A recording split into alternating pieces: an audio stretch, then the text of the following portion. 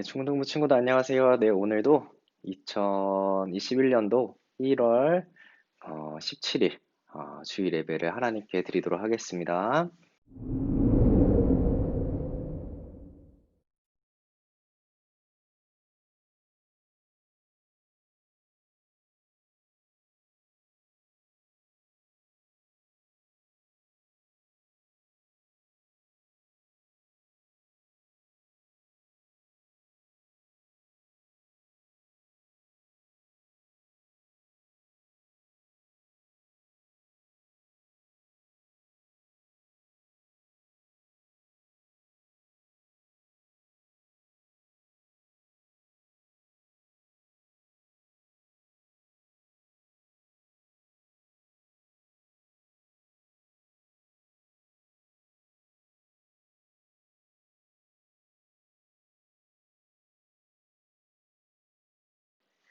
네, 오늘 본문 말씀은 누가복음 1장 26절에서 55절 말씀입니다. 누가복음 1장 26절에서 55절 말씀입니다.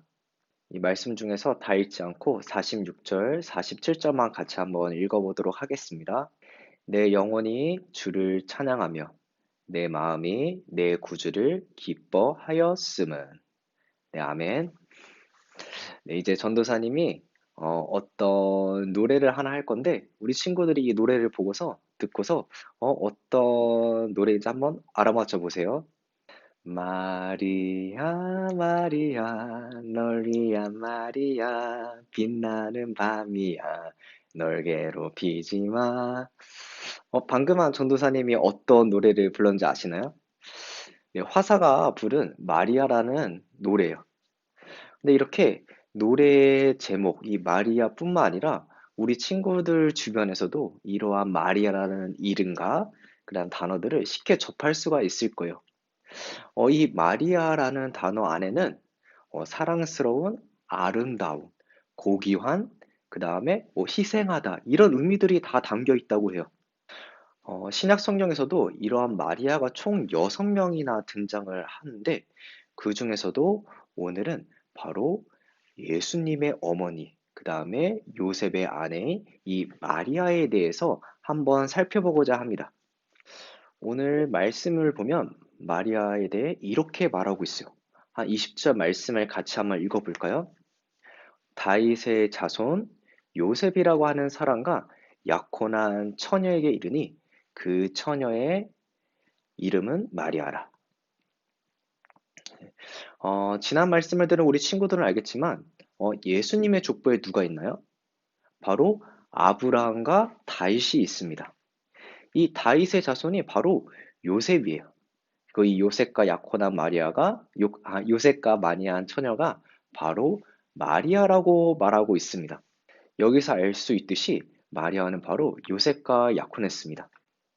우리 친구들은 성인이 몇 살부터인지 알고 있나요? 민법상 19세 이상을 성인이라고 합니다.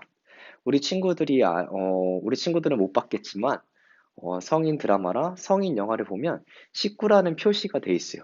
이거는 청소년들이 보기에 뭐 부적절한, 뭐 성전적인, 그 다음에 뭐 폭력적인 내용들을 보고 있어서 청소년들이 보기에 부적절하다는 것을 알려주는 표시를 한 거예요.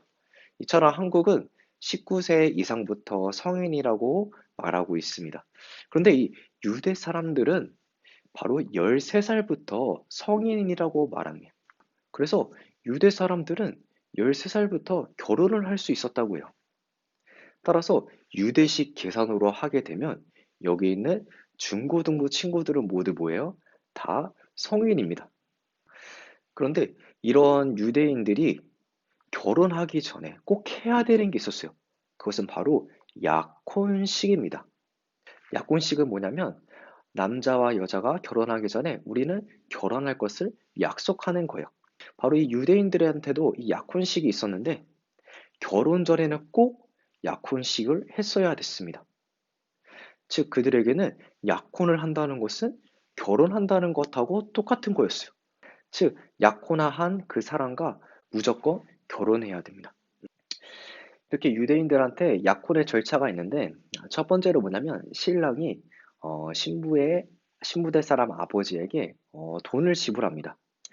이것은 신부를 돈을 주고 사는 것이 아니라 지금까지 키워준 딸을 아내로 주는 것에 대한 감사의 표시로서 드리는 거라고 해요.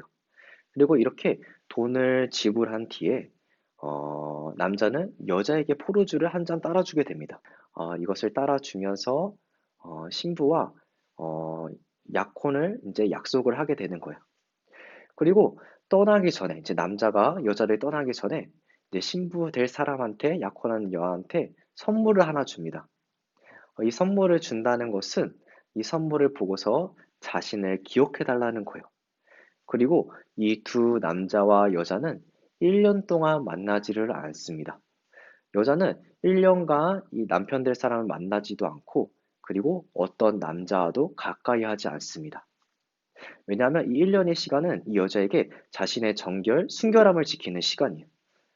그런데 만약에 이 1년의 기간 동안 이 여자가 만약에 임신을 했으면 이 여자는 자신의 순결을 지키지 못하고 해서 고대 유대 사람들은 어떻게 해요? 돌을 던져서 죽였다고 해요. 그만큼 이 유대 사회에서 이 여자는 홀대하는 그런 시대였습니다. 한마디로 우리나라의 조선을 떠올리면 됩니다. 오늘 나온 이 마리아 또한 이 약혼한 후 아직 1년이 지나지 않은 상황이었습니다. 그런 마리아에게 바로 천사가 찾아왔습니다. 천사가 찾아온 것만 해도 너무나 놀라운 일인데 이 천사는 이 마리아에게 놀라운 소식을 하나 전하게 돼요.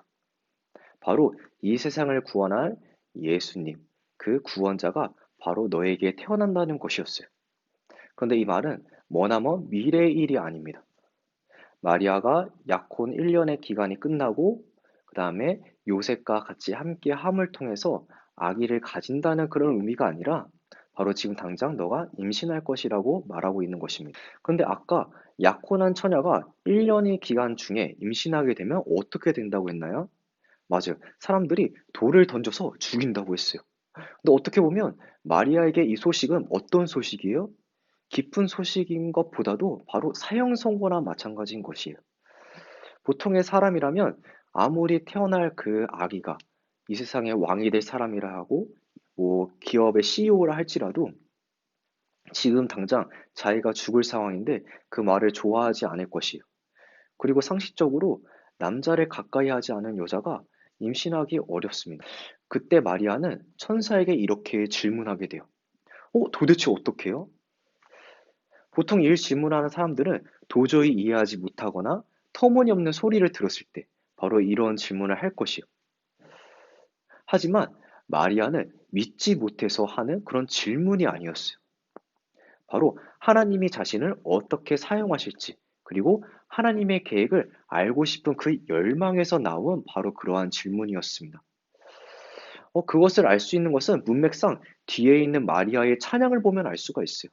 마리아는 천사의 말을 듣고 엘리사벳을 찾아간 뒤에 거기서 작사, 작곡, 노래를 합니다. 그 가사의 내용은 총 9절이나 돼요. 그 내용은 앞에서 읽었듯이 내 영혼이 주를 찬양한다는 것입니다. 여기서 내 영혼이 주를 찬양한다는 것은 단순히 입으로만 내가 하나님을 찬양한다는 것이 아니에요. 바로 내 마음 깊숙한 곳에서 나오는 그 기쁨으로, 그 기쁨이 너무나 넘쳐서 그것으로 하나님을 진심으로 찬양한다는 말입니다. 근데 여기서 내 영혼이 주를 찬양한다 했는데 여기서 주는 바로 나의 하나님이시오. 나의 왕이시여. 이렇게 하나님을 높이는 표현이고 그리고 자신을 종으로서 낮추는 표현입니다. 이렇게 마리아는 자신이 죽을 수 있는 그 상황 가운데서 이렇게 하나님께 찬양하며 하나님을 나의 주로 고백할 수 있었던 것은 그녀가 지금 미쳐서 그런 것이 아니라 바로 어떤 상황 속에서도 하나님을 나의 주님으로 고백할 수 있는 그러한 믿음이 있었기 때문입니다. 천사는 마리아에게 처녀가 임신할 것이라는 그런 소식을 전하면서 바로 또 이렇게 또 말하게 돼요. 바로 너가 은혜를 받았다. 라고 말하게 됩니다. 대부분 사람들은 이 은혜를 받았다면 어떤 생각을 하게 될까요? 우리 친구들도 잘 알듯이 흥부와 놀부 이야기를 잘 알고 있을 거예요. 흥부는 다리를 다친 그 까치를 고쳐주게 됩니다. 이 까치는 나중에 어떻게 하죠? 박씨를 물어주는데 나중에 이 박이 무럭무럭 자라서 이 알에 엄청난 금은 보화를 흥부가 가지게 됩니다. 바로 이 까치가 어떤 까치예요? 은혜 입은 까치예요. 이렇게 우리는 은혜 받았다는 표현을 쓸 때는 내가 어려운 상황 속에서 누군가 도움을 받았을 때, 그리고 내가 그러할 자격도 없고 능력도 없는데 누군가로부터 큰 선물을 받았을 때, 우리는 이렇게 은혜 받았다는 표현을 쓰게 됩니다. 하지만 마리아의 상황을 보게 되면 하나님께서 주신 이 은혜가 우리가 보기에는 너무나 큰 고난처럼 보일 때가 있습니다. 아무리 생각해도 이것이 좋게만 보이지 않는 것들이 분명히 있을 수 있어요. 성경 속에서도 이러한 상황들이 있습니다. 바로 하나님께서 이 아브라함을 부르실 때 한번 떠올려 보시기 바랍니다. 하나님은 아브라함을 75세의 나이에 그를 부르셨습니다. 그때 아브라함은 75세 동안 여러 인맥도 쌓았을 테고, 또 그 아브라함의 혈연도 있죠. 가족과 친척들이 같이 살고 있고, 또 이 하란이라는 땅, 아브라함이 살았던 이 하란이라는 땅은 메소포타미아의 중심지였습니다. 문화의 중심지, 종교의 중심지, 상업의 중심지였어요. 그렇게 너무나 살기 좋은 곳이었는데 하나님께서는 그런 아브라함에게 너는 본토 친척 아비 집을 떠나 내가 내게 지시할 그 땅으로 가라고 말씀하셨습니다. 딱히 그러한 목적지도 없이 그냥 떠나라고 하시는 거예요. 그때 아브라함은 하나님 말씀에 어떻게 했나요? 바로 순종했어요. 그리고 노아도 마찬가지입니다.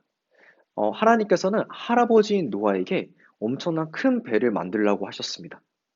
그런데 그 배를 바다의 부둣가에 만드는 것이 아니라 어디에? 산 꼭대기에 만들라고 하세요. 이에 노아도 어떻게 해요? 바로 믿음으로 순종하게 돼요. 만약 여기 있는 우리 중고등부 친구들이라면 어떻게 했을까요? 만약 하나님께서 여기 있는 우리 중고등부 친구들에게 지금 당장 집을 떠나라고 말씀하신다면 우리 친구들은 어떨 것 같나요? 그리고 어느 날 갑자기 저 남산 위에다가 커다란 배를 만들라고 하신다면 우리 친구들은 어떨 것 같나요? 어, 아브라함은 풍, 아브라함은 많은 재산이 있었기 때문에 편하게 살 수 있었을 것입니다. 굳이 하나님 말씀에 따르지 않고 그 하란이란 동네에 살고 있었다면 그는 자기가 가지는 모든 것을 누리면서 편하게 살았을 거예요. 오히려 아브라함이 하나님 말씀을 듣고 떠난 것이 그에게는 큰 고난으로 다가왔습니다. 아름다운 아내로 인해서 죽을 뻔도 했고 조카 롯과의 갈등 가운데서 특별시와 같은 소돔과 고모라를 내려놓고 시골로 가게 됩니다.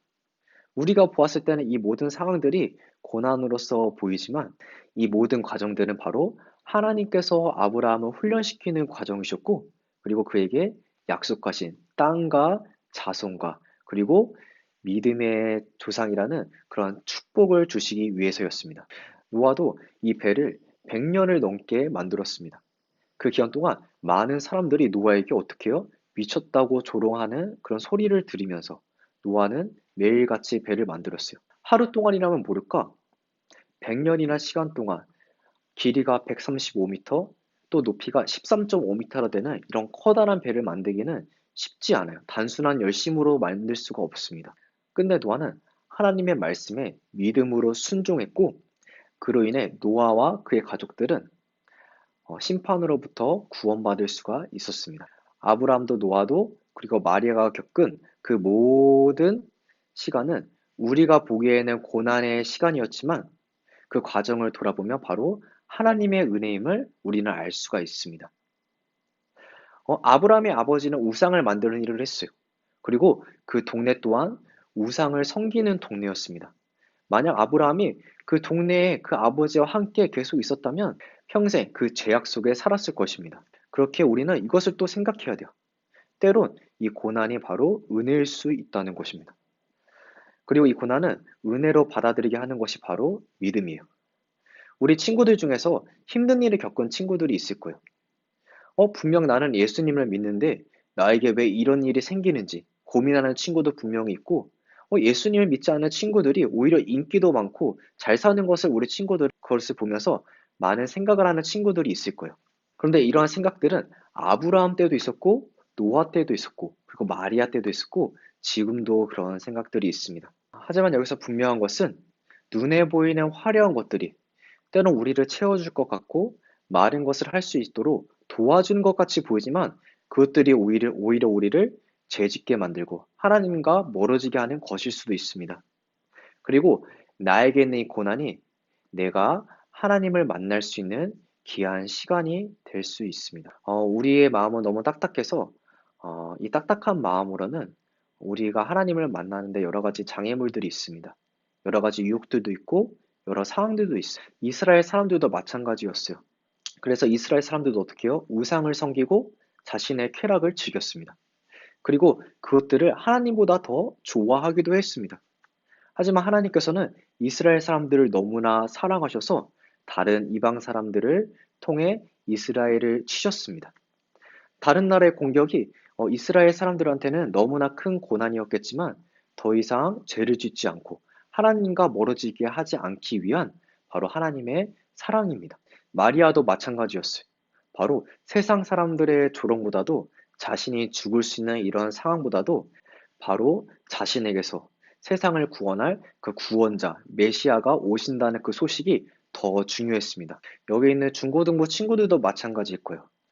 우리가 삶을 살다 보면 부모님과의 관계와 그 다음에 친구와의 관계, 또 여러 가지 질병과 고난과 어려움 속에서 많이 걱정하고 또 힘들어하는 친구들이 있을 거예요. 하지만 이 모든 고난의 시간들이 단순히 고난으로만 여겨지는 것이 아니에요. 바로 그 고난 속에서 나를 인격적으로 만나주시기 위해 기다리시고 바라보시는 그 하나님을 생각하면서 또 한 주간 그 믿음으로 나아가는 우리 중고등부 친구들 되기를 소망합니다.